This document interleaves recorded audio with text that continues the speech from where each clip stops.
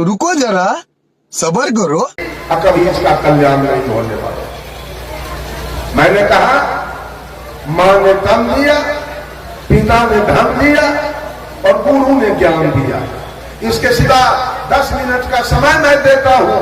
अब कोई आदमी बोले कि और कोई देवता है जिसका लागत आपके जीवन में है, उसका नाम कोई आगे हो। ये तीन के सिवा, माता पिता और गुरु के सिवा और कोई देवता है तो उसका नाम बोलिए कि उसका भी लागत मेरे जीवन में है। बोलिए तो कोई आदमी, इसका सफाई मैं करूंगा। ये तीन देवता के बाद और कोई है? सारा दुनिया झूठ का पूजा कर रहा है।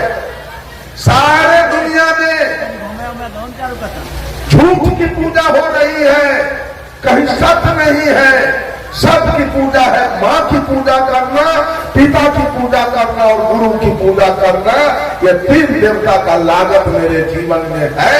ये तीनों ने मुझे दिया। बस चौथा ये कबीर की पहली भक्ति है। अगर आप अपने को हिंदू कहते हैं, कबीर के नजरों में कोई हिंदू, कोई मुसलमान, कोई सिख और कोई ईसाई नहीं है। कबीर ने सबको मानव कहा, कबीर ने सबको इंसान कहा, कबीर ने सबको मनुष्य कहा, कबीर ने सबको आदमी कह के पुकारा। कबीर के नजर में कोई हिंदू मुसलमान नहीं है, सब मानव। लेकिन अगर आप अपने को हिंदू कहते हो तो हिंदू का मुख्य ग्रंथ क्या है? हिंदू का मुख्य ग्रंथ वेद। और वेद ने किस देवता को माना?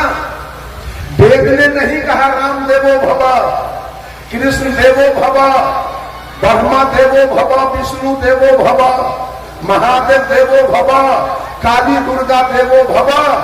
वेद ने कहा मातृ देवो भव। वेद ने कहा मां देवता है। वेद ने कहा पितृ देवो भव। वेद ने कहा पिता देवता है। और वेद ने कहा आचार्य देवो भव। वेद ने कहा गुरु देवता। सुन लीजिए सब लोग कान खोल कर, इस तीन देवता के अलावे अगर किसी का पूजा करते हैं तो आप नरकगामी बनेंगे।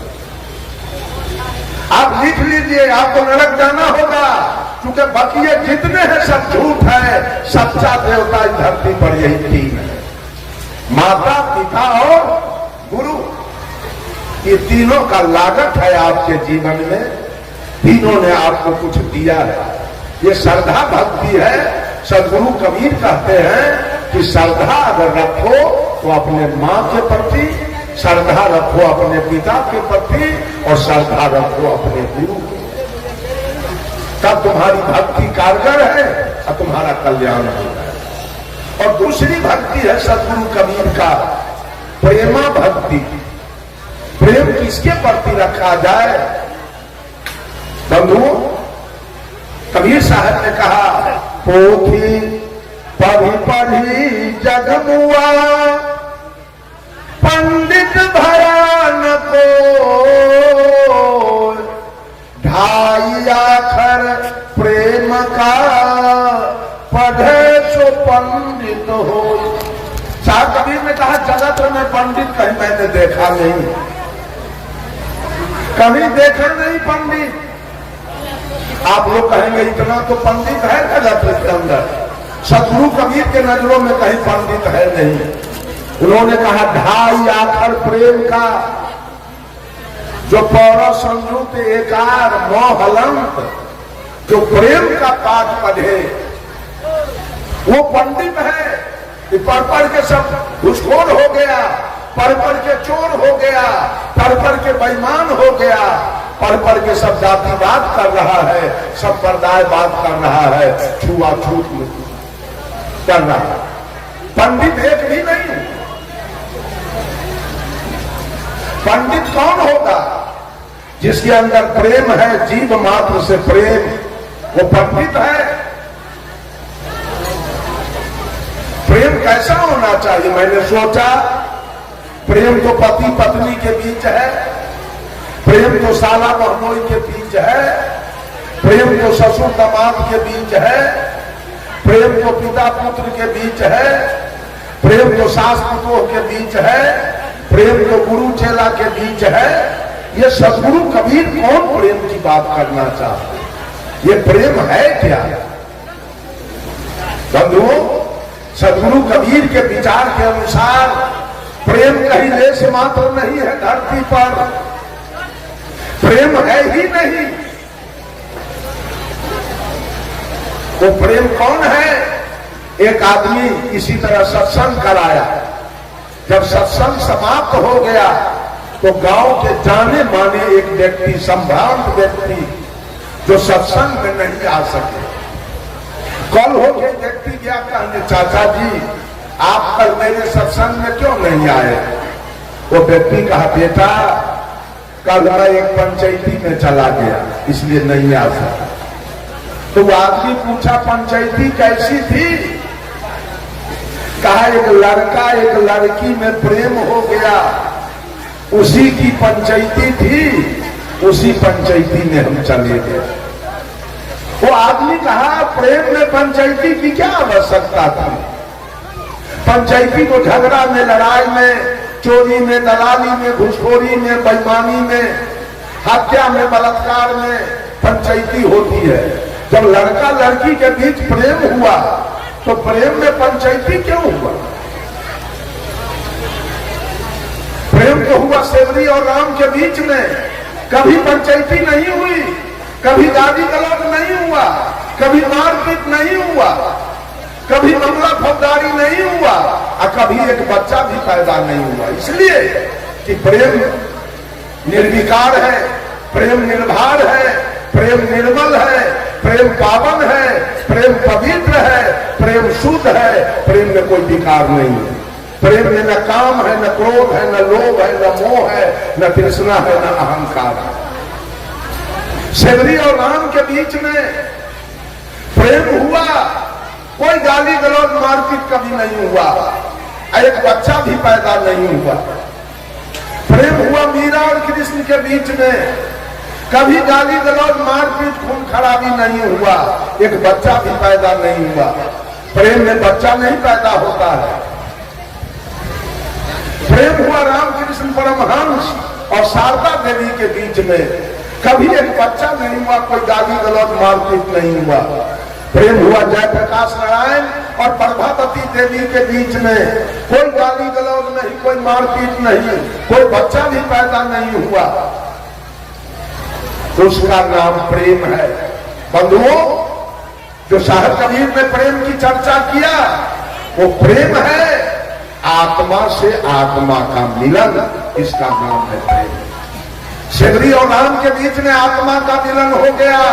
सेवरी कही थी राम से कि ही विधि स्तुति करो तुम्हारी, अधम जाति में जरमति नारी, अधम ते अधम अधम यति नारी, तीन मह मति मंद गमारी।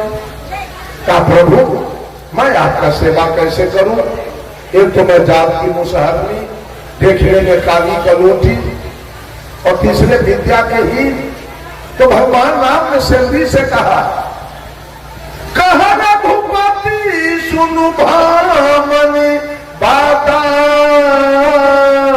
मान हुए भगति करनाता, जाति पाति कुल धर्म बड़ाई, धन बल परिजन गुण चतुराई, भक्तिहीन नर सोहि कैसे, लवन बिना बहु व्यंजन जैसे। क्या सेवरी, हमारा तुम्हारा कोई शादी सरोज का रिश्ता नहीं है, एक प्रेम का रिश्ता है। कोई जाति का बड़ा हो, धन का बड़ा हो, विद्या का बड़ा हो, बुद्धि का बड़ा हो, रूप का बड़ा हो, बल का बड़ा हो, और उसके पास अगर भक्ति नहीं है तो व्यक्ति मेरे नजर में वैसे है जैसे 56 प्रकार का व्यंजन एक नमक के बिना फीका है, वो व्यक्ति मेरे नजर में बिल्कुल फीका। और तब सेवरी का बैठ तब राम खाए थे, इसलिए कि आत्मा से आत्मा का मिलन था, आत्मा से आत्मा का प्रेम था। इसका नाम है प्रेम। जहां आत्मा से आत्मा का मिलन हो उसका नाम है प्रेम, और जहां देह से देह का मिलन हो उसका नाम है प्यार, उसका नाम है मोहब्बत। There are great difference between प्रेम एंड प्यार। प्रेम और प्यार में धरती आसमान का। प्रेम हुआ श्री राम के बीच में और प्यार हुआ था लैला और मजनू के बीच में। मोहब्बत हुआ था लैला मजनू के बीच में। आज पति पत्नी में कहीं प्रेम नहीं है, पति पत्नी में कहीं प्रेम नहीं है, पति पत्नी में प्यार है और उसी को उर्दू में कहते हैं मोहब्बत। पत्नी फंसी है पति के मुंह में और पति फंसा है पत्नी के मुंह में। वो लड़का लड़की के बीच अगर प्रेम होता तो पंचायती नहीं होती। लड़का लड़की के बीच मोहब्बत था, लड़की फंस गई लड़का के मुंह में, लड़का फंस गया है लड़की के मुंह में, वहां तो पंचायती होगी। पति पत्नी के बीच पंचायती होती है, क्यों? पति पत्नी में देह का मिलन है, आत्मा का मिलन नहीं। आत्मा का मिलन उसका नाम है प्रेम, और देह से देह का मिलन है उसका नाम है प्यार, उसका नाम है मोहब्बत। शायद कबीर कहते हैं कि जितने भी मानव है दुनिया के अंदर, चाहे वो कोई जाति से आता हो, वो मानव जितने हैं वो सब प्रेम के पात्र हैं। कबीर के शब्दों में कबीर की दूसरी भक्ति क्या है? मानव से प्रेम। पहली भक्ति है माता पिता और गुरु के प्रति श्रद्धा, और दूसरी भक्ति है मानव के प्रति प्रेम, और तीसरी भक्ति है करुणा भक्ति। करुणा माने होता है दया। जितने भी दुनिया के अंदर मानवेतर प्राणी हैं, अर्थात मानव जोनी से नीचे की खानी में जीने वाले पशु पक्षी कीड़ा मकोड़ा, वो सब दया के पात्र, सब करुणा के पात्र हैं। सदगुरु कबीर कहते हैं इन पर दया तो रखो, इन पर करुणा तो रखो। ये कबीर की तीसरी भक्ति है। जितने भी जीव मात्र संसार के अंदर है वो सब आपका सहोदर भाई है। जितना भी जीव शरीरधारी है वो सब आपका सहोदर भाई है। एक पिता के 7 पुत्र है, कोई इंजीनियर हो गया, कोई डॉक्टर हो गया, कोई कलेक्टर हो गया, कोई बिजनेसमैन हो गया, कोई गृहस्थ हो गया, कोई मजदूर हो गया, कोई भीख मांग रहा है। अपने अपने कर्म से 7 प्रकार का हो गया, लेकिन भाई तो 7 है। उसी प्रकार से सांप भी आपका भाई है, अपना कर्म से उस सांप वाला शरीर चादर पाया। चींटी भी आपका भाई है, बकरी भी आपका भाई है, गाय भैंस हाथी घोड़ा ऊंट गधा कुत्ता गीदड़ जितने जीवधारी हैं सब आपके सहोदर भाई हैं। साहिब कबीर ने कहा, अरे अजब जोलाहे चादर बीनी सूप करम के तानी, सूरत निरत के भरनी दिन्हा, तब सबके मन मानी चादर हो गई बहुत पुरानी। अब तू सोच समझ अभिमानी, चादर हो गई बहुत पुरानी। चुलाहा जब कपड़ा बुनता है, एक तरफ से तानी किया, दूसरे तरफ से भरनी किया, चादर तैयार हो। ठीक ही जीव का जैसा कर्म वैसा तानी, और जहां सुरति जहां ध्यान उसकी भरनी, चादर तैयार हो गया। देखिए हम लोगों को मर्द वाला चादर मिला, इन लोगों को औरत वाला चादर मिला, किसी को गाय वाला चादर मिला, किसी को भैंस वाला चादर, किसी को कुत्ता वाला चादर, किसी को गीदड़ वाला चादर, किसी को विशाल हाथी वाला चादर, किसी को चींटी वाला चादर। सब अपना अपना कर्म से चादर पाया है। इसी रोसड़ा में किसी का 5 महल का मकान होगा, किसी का 4 महल होगा, किसी का 3 महल, किसी का 2 महल, किसी का 1 महल का मकान होगा, किसी का एस्बेस्टस होगा, किसी का टीन का चदरा होगा, किसी का खपड़ा होगा, किसी का फूस होगा। और नट बकरू करोड़ी पछमा डोम जो खाना बदोश की जिंदगी जीने वाले घुमक्कर लोग हैं, वो टेंट में सिरकी में रहे। आखिर हर घर में रहने वाला कौन है? पक्का में कौन रहता है? खपरा में, टेंट में, सब में इंसान है। उसी प्रकार से मकान चाहे हाथी के जैसा 3 महला हो, मकान चाहे बकरी के जैसा 1 महला हो, लेकिन हर घर में रहने वाला वही आत्मा इंसान है, दूसरा कोई नहीं। इस सब पर दया। कबीर की तीसरी भक्ति। आज लोग मुर्गा पोस पोस के कटवा रहे हैं, बकरी पोस पोस के महिला सब गला में कंठी पहनी है, बकरी पोस पोस के कटवा रही है, कबूतर पोस पोस के काटे जा रहे हैं, गाय काटे जा रहे हैं, भैंस काटे जा रहे हैं, ऊंट काटे जा रहे हैं, गुम्मा काटे जा रहे हैं। अरे ईसाई लोग तो कुत्ता गिदड़ सहित को खा रहा है। अब मनुष्य से कुछ बाकी नहीं रह गया। सबसे बड़ा चंडाल तो मनुष्य हो गया, सबसे बड़ा चंडाल मनुष्य हो गया। क्या भक्ति करेगा, क्या मुक्ति करेगा, क्या कल्याण करेगा, क्या सुंदर सब समाज का निर्माण करेगा? जीव मात्र पर दया, ये कबीर की तीसरी बात। सब लोग जीव पर दया कीजिए। आज तक मेरा उम्र 68 वर्ष का बीत रहा है, लेकिन अपने समझदारी से, अपना जान से मैं आज तक एक चींटी को नहीं मारा। अब धोखा से अनजान में मर जाए उसकी बात मैं नहीं करूंगा, लेकिन जान करके आज तक मैं एक चींटी को नहीं मारा। समझता हूं उसमें भी। और गुरु जी ने ज्ञान दिया कि बेटा पाप कर्म कभी मत करना, किसी जीव का हिंसा मत करना, ये पाप तुम्हारा जान नहीं छोड़ेगा, ये पाप नहीं जान छोड़ेगा। पाप बड़ा प्रत्यक्ष है, हिंसा सम नहीं कोई। अब धर्म राय लेखा चुके तब सब नौबत हो।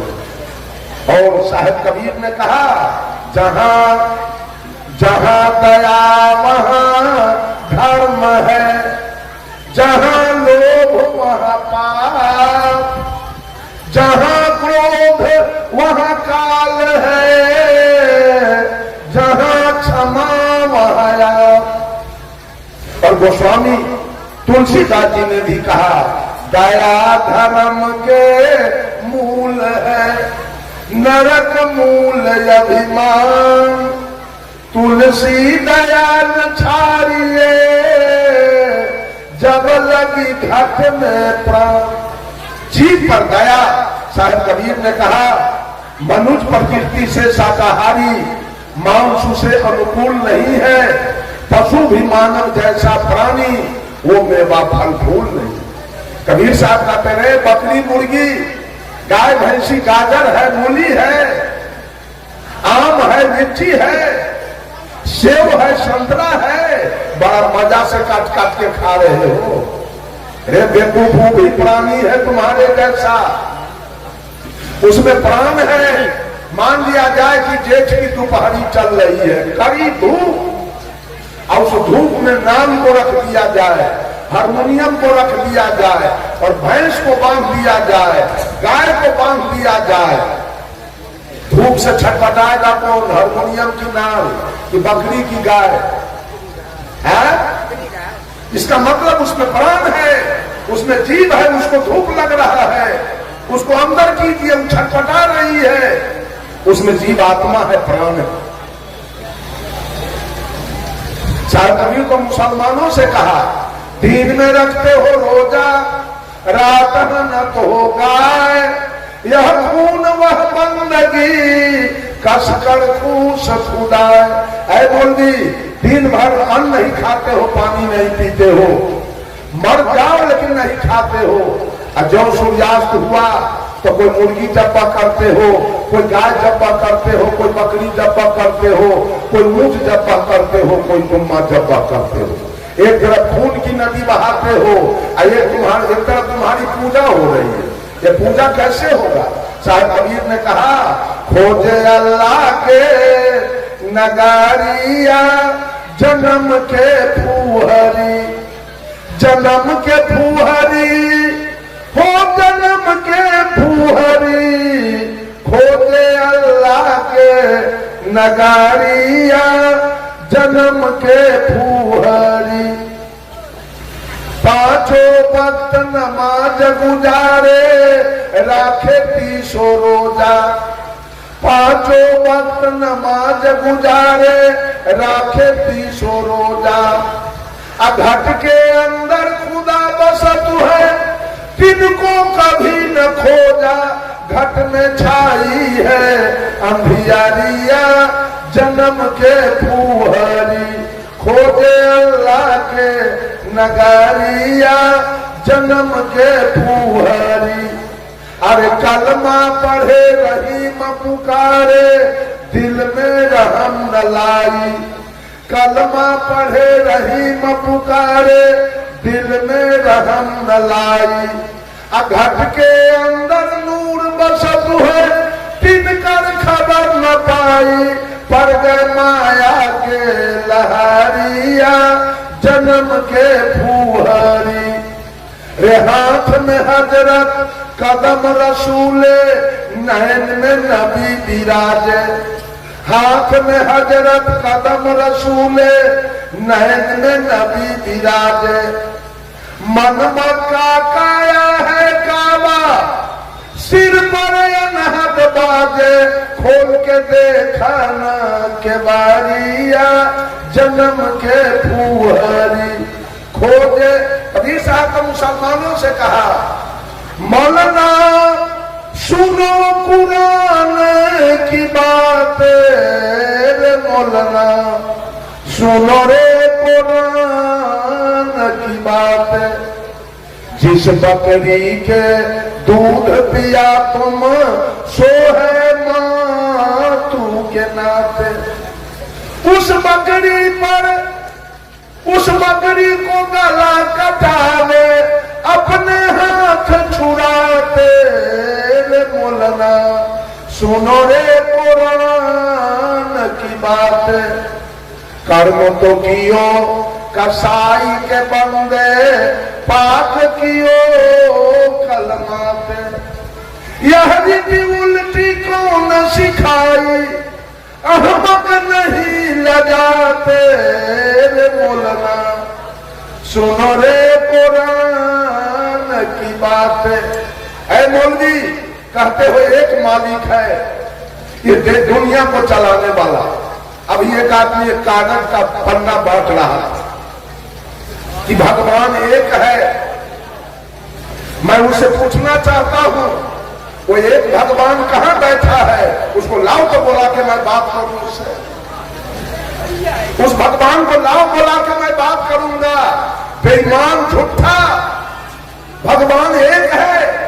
भगवान यदि एक है तो हिंदू है कि मुसलमान है, सिख है कि ईसाई है, पारसी है कि यहूदी है, वो पूरब में रहता है कि पश्चिम में, वो मंदिर में रहता है कि मस्जिद में, वो गिरजा में रहता है कि गुरुद्वारा में, वो मांस मछली खाता है कि खीर पूरी, क्या खाता है? वो एक भगवान।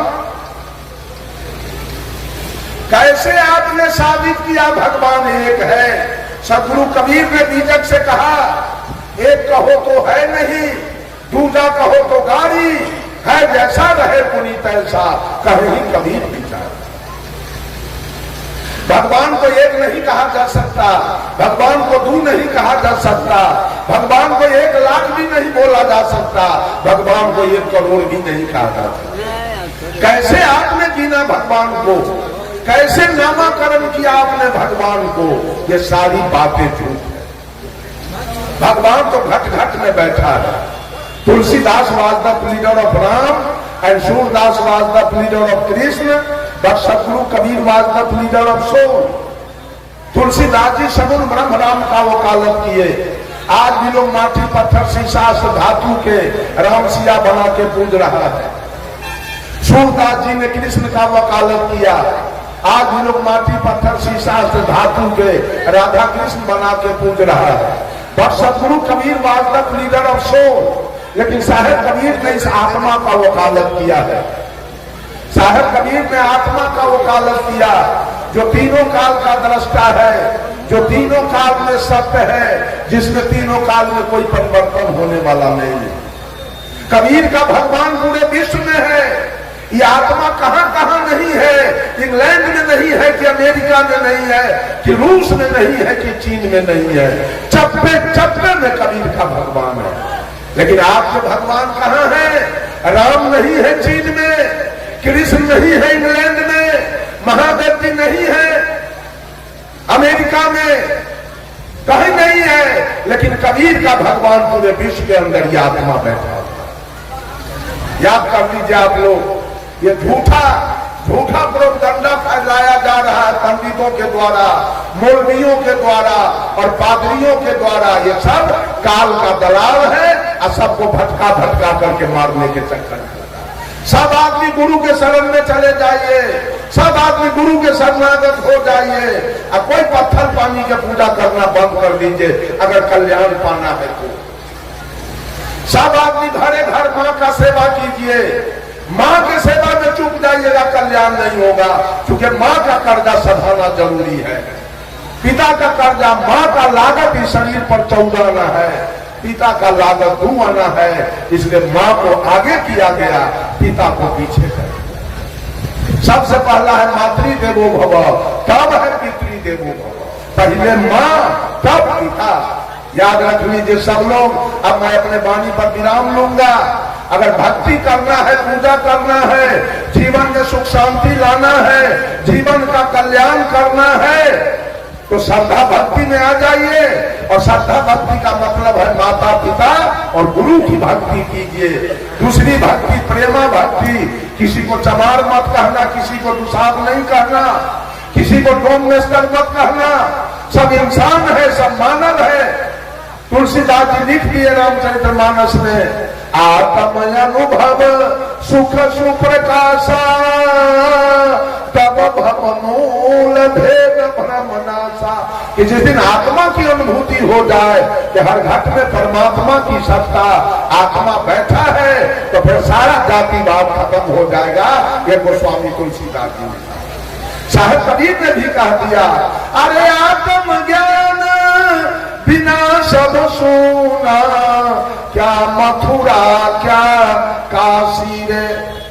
जैसे मिर्गा नाभि कस्तूरी, बन बन फिरत उदासी रे। मोहे सुनी सुनिया मत हंसी। एक आत्म ज्ञान के बिना ये धरती चल रही है चारों तरफ।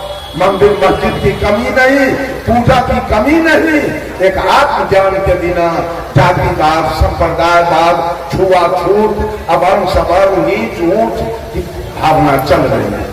जिस दिन आत्मा की अनुभूति हो जाएगी कि ब्राह्मण में भी वही आत्मा और नीचे जाति में भी वही आत्मा, उस समय आपके अंदर से जो भेद भरम है वो सारा खत्म हो।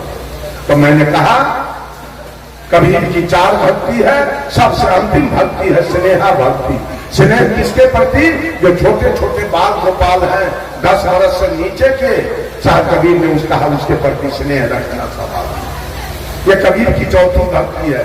पहली भक्ति माता पिता गुरु के प्रति श्रद्धा, दूसरी भक्ति मानव के प्रति प्रेम, तीसरी भक्ति जीव जंतु के प्रति दया, और चौथी भक्ति है कबीर का कि जितने बच्चे हैं नन्हे मुन्ने बाल गोपाल शिशु, उसके प्रति स्नेह रखना, आदर रखना अपने दिल में। यही 4 भक्ति है कबीर का। 4 भक्ति आपकी हो गई, आपका भौतिक जीवन अविचल सुखमय होगा और आध्यात्मिक जीवन अविचल शांतिमय हो जाएगी। आपका कल्याण हो जाएगा, आपका मोक्ष हो जाएगा, आपकी मुक्ति हो जाएगी, आपके जीवन में सुख शांति आ जाएगी।